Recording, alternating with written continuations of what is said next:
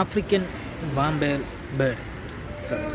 African vampire bird എന്ന് പറഞ്ഞതിനെക്കാട്ടിയും ഇതിനെ നമുക്ക് വാമ്പയർ ബേർഡ് എന്ന് പറയാം. സോ നിങ്ങൾ ആലോചിക്കുന്നുണ്ടായിരിക്കാം, വാമ്പയർ ബേർഡ് എന്ന് പറഞ്ഞു കഴിഞ്ഞാൽ രക്തം കുടിക്കുന്ന പ്രേതമായിട്ടുള്ള പക്ഷി, പ്രേതപക്ഷി. സോ നിങ്ങൾക്കതിനെ എങ്ങനെ വേണമെങ്കിലും പറയാം. സോ അങ്ങനെ പറയുന്ന ഒരു ബേർഡുണ്ട്, ആഫ്രിക്കൻ ഒക്സ്പെക്കസ് എന്നാണ് അതിനെ നമ്മൾ പറയുന്നത്. സോ എത്ര പേർക്ക് അറിയാമെന്നുള്ളത് ഉറപ്പായിട്ട് കമൻറ്റിൽ ചെയ്യുക.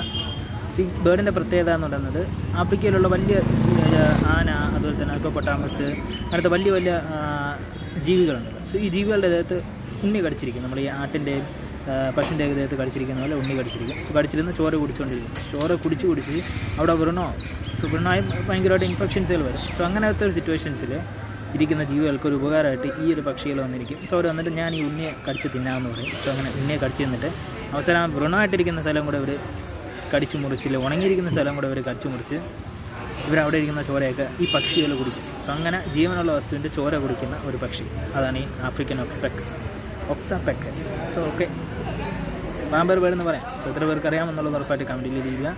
സോ ഇങ്ങനെയും പക്ഷികളുണ്ട്. നമ്മുടെ നാട്ടിൽ കൊക്ക് കാക്കയൊക്കെ ചെയ്യും, പക്ഷേ ഇങ്ങനെ കൊന്നു തിന്നോന്ന് അറിഞ്ഞൂടാ. നിങ്ങളുടെ ഒപ്പീനിയൻ കമൻറ്റിൽ ചെയ്യുക.